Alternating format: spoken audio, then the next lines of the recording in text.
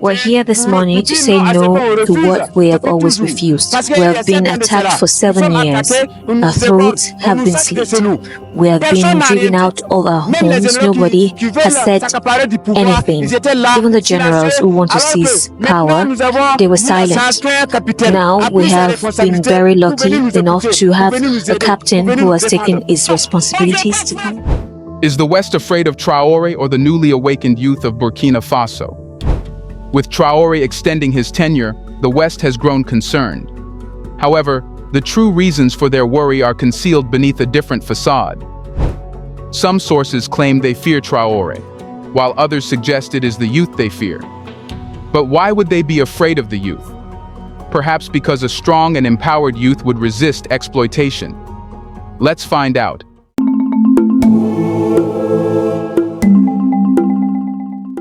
Recent developments in Burkina Faso have captured the world's attention, as President Ibrahim Traore's transitional period has been extended by an additional 5 years. Originally set to end in July 2024, this extension comes after significant domestic support and a series of strategic national consultations. Thousands of citizens, particularly the youth, have vocally endorsed Traore's leadership, leading to widespread protests demanding the continuation of his governance. The extension, formalized through the signing of a new charter, grants Traore an extended mandate to oversee the nation's affairs until 2029. This move has stirred reactions globally, with Western nations expressing concern over the potential implications for democracy and regional stability. The West's apprehension stems from fears that prolonged military rule could undermine democratic principles and destabilize the broader Sahel region, where Burkina Faso plays a critical role. But what led to the decision to extend the transitional period? The decision to extend President Ibrahim Traore's transitional period by an additional 5 years is rooted in a complex interplay of political dynamics, popular support, and strategic considerations. One of the most compelling reasons for the extension of Traore's transitional period is the overwhelming popular support he has garnered. In recent months, Burkina Faso has witnessed large-scale public demonstrations demanding the continuation of Traore's leadership. Thousands of citizens, particularly from the youth demographic, took to the streets in a powerful display of support, urging the government to extend its mandate. This surge in popular support is not entirely surprising. Traore, who came to power promising stability and a return to democratic governance, has managed to instill a sense of hope and trust among many Burkinabés. His leadership style, which emphasizes security, economic development, and national unity, has resonated deeply with the populace. The demonstrations reflected a broader desire for continuity and stability in a country that has experienced significant political turbulence. And what are the reactions from Western governments and organizations? The extension of President Ibrahim Traore's transitional period in Burkina Faso has prompted a range of reactions from Western governments and international organizations. These responses reflect concerns about the implications of prolonged military rule for democratic governance, human rights, and regional stability. Western governments, including those in Europe and North America, have issued official statements expressing their concerns about the extension of Traore's transitional period. These statements typically emphasize the importance of respecting democratic principles, upholding human rights, and ensuring transparent and inclusive political processes. Diplomatic channels have also been utilized to convey these concerns directly to the Burkinabé government. Ambassadors and diplomats from Western countries have engaged with their counterparts in Burkina Faso to express their country's positions and seek assurances that democratic norms will be upheld during the extended transitional period. One of the primary concerns voiced by Western governments is the risk of democratic backsliding in Burkina Faso. Prolonged military rule has historically been associated with a weakening of democratic institutions, restrictions on civil liberties, and the consolidation of power in the hands of a small elite. Western governments fear that the extension of Traore's transitional period could exacerbate these trends, undermining the progress made towards democratic governance in recent years. The West is also concerned about the broader implications of the extension for regional stability in the Sahel region. Burkina Faso plays a crucial role in efforts to counter terrorism and promote stability in the Sahel, and any political instability or governance challenges in the country could have ripple effects across the region. Western governments worry that prolonged military rule could create conditions conducive to the spread of extremism and undermine regional security efforts. Economic and development considerations are also part of the Western response to the extension of Traore's transitional period. Burkina Faso is a recipient of development assistance and foreign investment from Western countries and international organizations, and concerns about political instability or governance challenges could impact these flows. West says their governments are keen to see Burkina Faso maintain political stability and continue its progress towards sustainable development. And the extension of Traore's transitional period raises questions about the country's future trajectory in these areas. Despite their concerns, Western governments have also emphasized the importance of dialogue and engagement with the Burkinabe government. Diplomatic channels remain open, and Western governments have expressed their willingness to work with Burkina Faso to address the challenges facing the country. There is a recognition that constructive engagement is essential to finding solutions to the complex issues facing Burkina Faso and the wider Sahel region. In addition to engaging with the Burkinabe government, Western governments have also sought to support civil society organizations and democratic forces within Burkina Faso. These organizations play a crucial role in promoting democratic governance, human rights, and transparency, and Western governments have provided financial and technical assistance to support their work. By strengthening civil society and democratic institutions, Western governments hope to promote greater accountability and transparency in Burkina Faso's political processes. Here's a reminder to please like and share the video and subscribe to our channel to watch more videos on Black culture, history, civilization, and identity. Let's continue now. The extension of Traore's transitional period has prompted Western governments to consider their broader strategic interests in the Sahel region and develop policy responses to address the challenges posed by prolonged military rule in Burkina Faso. These responses may include targeted sanctions against individuals or entities responsible for human rights abuses or violations of democratic norms, diplomatic pressure to encourage the Burkinabe government to respect democratic principles, and increase support for civil society organizations and democratic forces within Burkina Faso. But even if the West likes this decision or not, Burkina Faso decided it or itself. As Traore's time extends, many changes are also made. So, what changes have been introduced with the new charter? The extension of President Ibrahim Traore's transitional period in Burkina Faso has not only prolonged his tenure, but has also brought about several key innovations and measures aimed at consolidating his leadership and ensuring a smooth transition. One of the most significant changes introduced by the new charter is the formal recognition of Traore as the president of Burkina Faso and the supreme head of the National Armed Forces. This transition status upgrade not only solidifies Traore's power, but also underscores his legitimacy as the country's leader. By conferring these titles upon Traore, the new charter seeks to instill confidence in his leadership and provide a clear framework for his governance. Another key innovation introduced by the new charter is the alteration of eligibility rules for upcoming elections.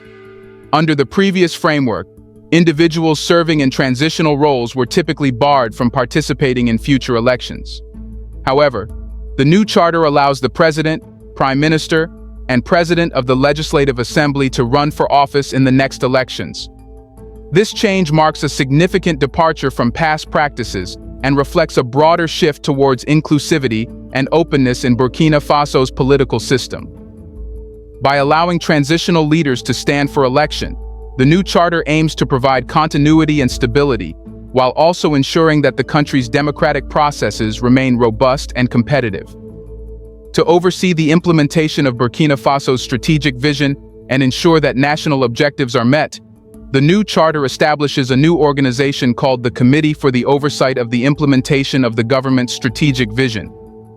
This body will be responsible for monitoring progress towards key development goals, coordinating efforts across government ministries, and providing strategic guidance to policymakers. The creation of this organization reflects a broader commitment to effective governance and accountability in Burkina Faso. By institutionalizing mechanisms for oversight and coordination, the new charter seeks to promote transparency, efficiency, and effectiveness in the implementation of government policies and programs. In addition to these structural changes, the new charter also introduces adjustments to the representation system in Burkina Faso. Under the previous framework, certain groups were allocated a fixed number of seats in government bodies, regardless of their level of popular support. However, the new charter abolishes the quota system for these groups and instead maintains 12 representatives from diverse political movements. This change is intended to promote greater inclusivity and fairness in Burkina Faso's political system. By removing barriers to participation and ensuring that all voices are heard, the new charter seeks to create a more representative and responsive government that reflects the diversity of the Burkinabe population. Another notable feature of the new charter is the introduction of a patriotism requirement for government nominations. Under this provision, individuals seeking appointment to government positions must demonstrate a commitment to the national interest and a willingness to prioritize the welfare of the country above personal or partisan concerns. This requirement reflects a broader emphasis on national unity and collective purpose in Burkina Faso's political discourse. By ensuring that government officials are genuinely dedicated to the country's well-being, the new charter aims to foster a sense of shared responsibility and solidarity among all segments of society. Now the question is, what is the domestic response to the extension of the transitional period? One of the most visible manifestations of domestic response to the extension has been the series of public demonstrations in support of Traore's continued leadership. Thousands of Burkinabe citizens, particularly from the youth demographic, have taken to the streets to express their endorsement of Traore and their desire for stability and continuity. These demonstrations, which have been characterized by a sense of unity and solidarity, reflect a broader sentiment among many Burkinabe that Traore is the best candidate to lead the country through its current challenges. The youth, in particular, have played a significant role in mobilizing support for Traore, highlighting their growing influence in Burkina Faso's political landscape.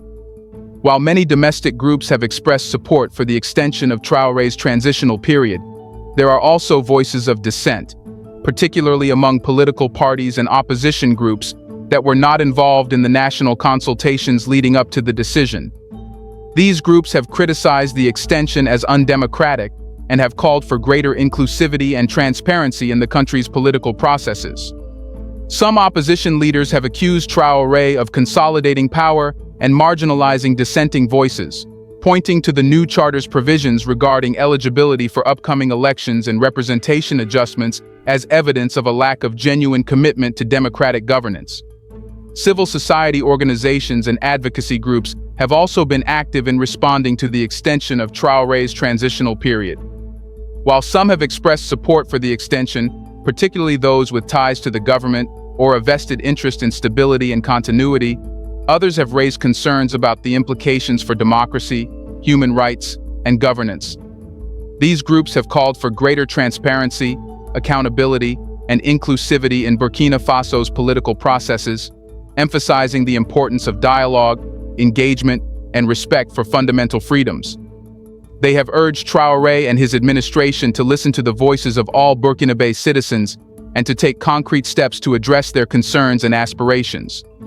The response of the military and security forces to the extension of Traore's transitional period is another critical aspect of the domestic response. While the military has played a key role in supporting Traore's government and maintaining stability in Burkina Faso, there are concerns about the implications of prolonged military rule for democratic governance and human rights. Some observers worry that the extension could further entrench the military's influence in politics and undermine civilian control and oversight.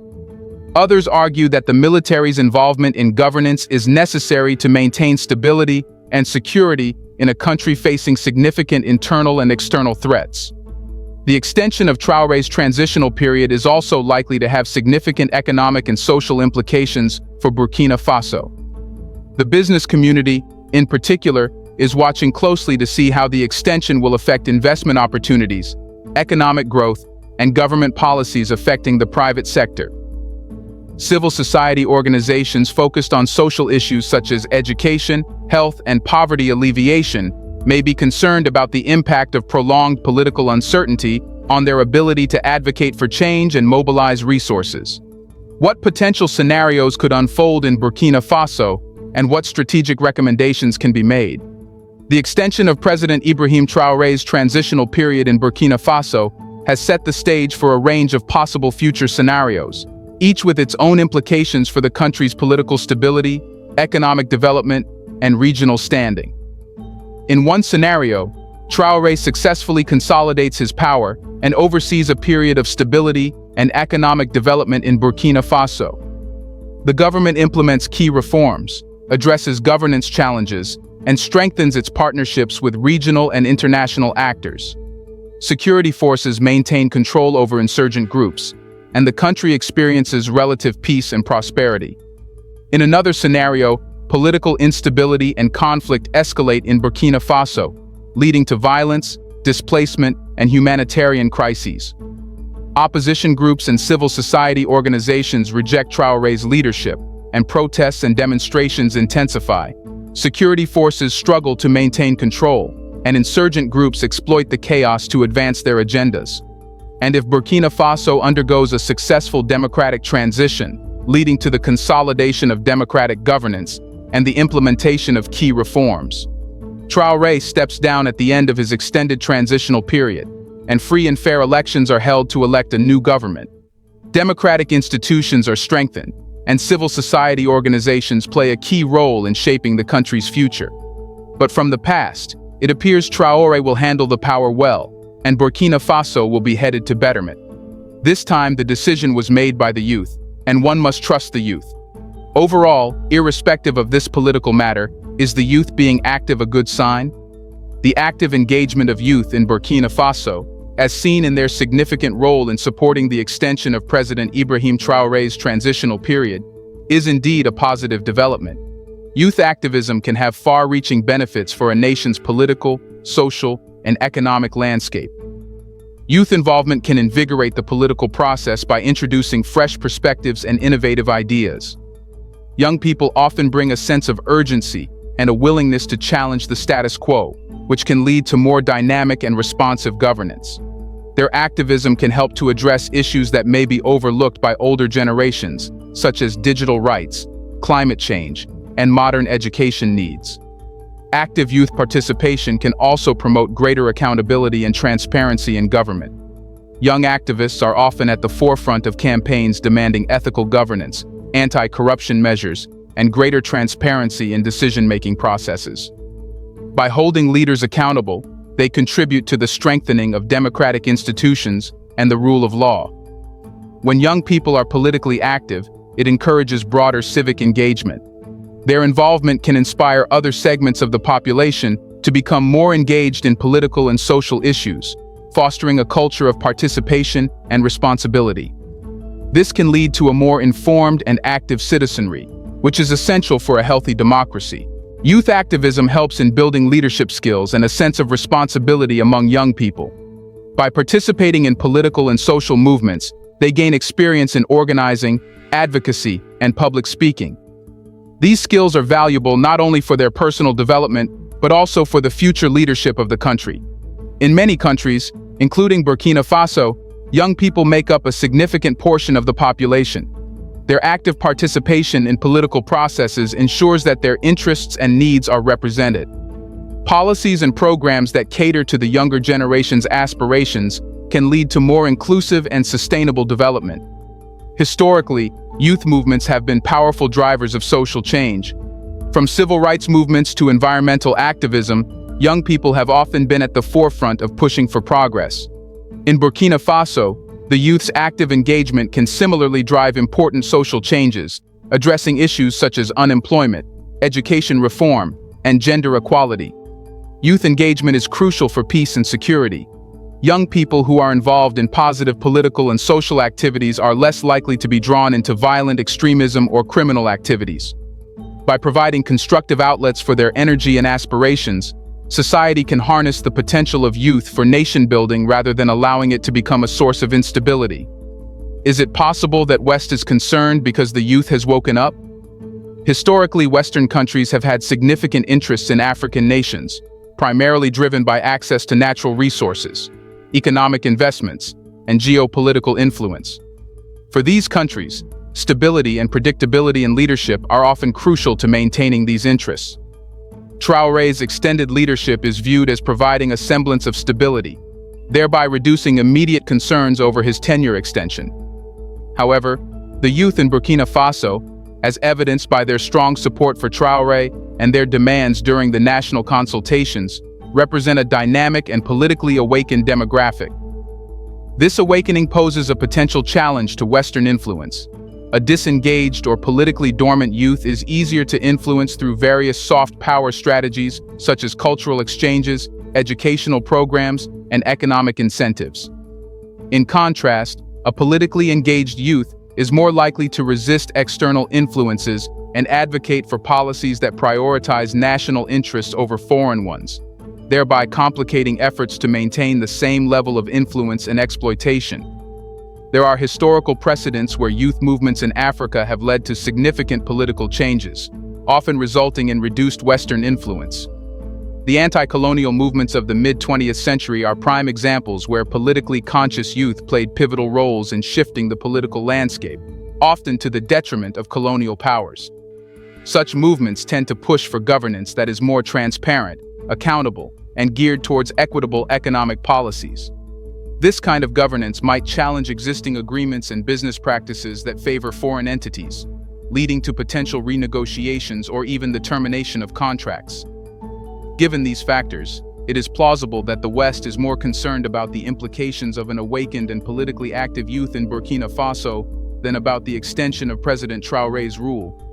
The youth's demand for more control and their ability to mobilize significant support could lead to a shift in policies and governance that prioritizes local interests, thereby diminishing the West's ability to exert influence and exploit resources as easily as before. Do you think the West is scared of the people of Africa? Has the moment come when the West will think 1,000 times before doing wrong to Africa? Let us know in the comment section. Should a leader like Traore be thanked? Do you want to watch more videos like this one? If so, subscribe to our channel and press the bell icon next to it.